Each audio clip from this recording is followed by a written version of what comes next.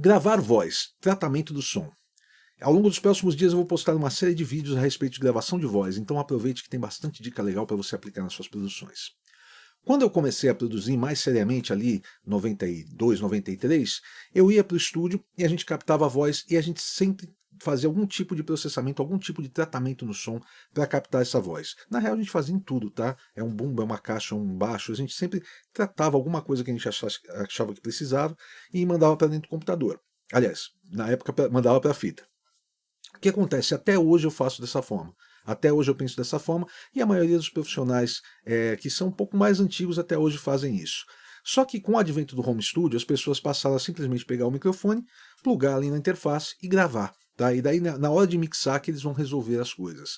Eu acho que isso primeiro que eu acho que é contraprodutivo, porque você tem muito o que pensar na hora de fazer a mixagem, né? E segundo que para mim, se a voz não está tratada, ela não está pronta, sabe? Não é somente a captação, é uma parte da coisa. O que eu quero dizer com isso? Por exemplo, eu estava num estúdio, aí a gente ligava esse microfone numa mesa ou num amplificador externo, alguma coisa assim, passava por algum compressor, por exemplo, passava por algum equalizador, já às vezes eu passava até por deesser, tá? Quando eu pegava um cara que tinha muita sibilância e eu não conseguia resolver de outra forma, eu já gravava com deesser e tudo mais. Então quando você ouvia aquela voz junto com a base, ela já estava meio que mixada. Não é a mixagem, mas você já tem uma voz que ela está com uma dinâmica mais constante, tá? Ela é mais presente o tempo todo por causa da compressão.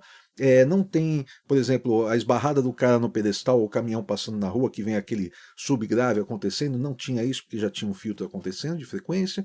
E no caso que eu falei da sibilância, eu já tinha um controle ali dos S's do cara para a coisa funcionar. Depois que eu passei a fazer isso no computador, eu passei a fazer isso com plugins. Então eu coloco uns plugins na entrada da gravação, por exemplo, no Reaper tem como você colocar o Input Effects, né? Você tem os effects normais, que são que você coloca após a gravação, então tem a gravação, acontece depois, e no Input Effects, qualquer coisa que você colocar, ele já grava com aquilo acontecendo. Então até hoje eu faço esse tipo de coisa. E uma coisa que eu acostumei a fazer também é um processamento de volume de partes específicas. Eu faço isso principalmente quando eu pego coisas para mixar. Tá? Porque vem o material geralmente gravado sem esse tratamento do som e você tem muita disparidade de volume, tá? Ao longo da música. Tem uma sílaba mais alta, outra mais baixa, às vezes tem uns S's muito altos e a voz está menos alta, o S está desse tamanho, a voz está desse tamanho, sabe, em umas partes. Então eu já faço um tratamento do som aí. Eu já ouço junto com a base, pego, por exemplo, o refrão, que é a parte que o cara geralmente mandou mais pesado ali, e já acerto algumas sílabas que estão mais baixas, se o S está sobrando eu diminuo, se está faltando eu aumento e tal, aí depois eu vou fazer do restante da música toda. Então já faço esse tratamento do som e deixo a voz pronta. Na hora de mixar, eu só encosto essa voz, ela já faz sentido. Aí depois eu faço pilotagem, posso subir numa parte, baixar em outra e tal, mas a voz já está preparada. Tá? Esse tratamento do som para mim faz muita diferença. Tá? E por que eu estou falando tanto em voz essa semana?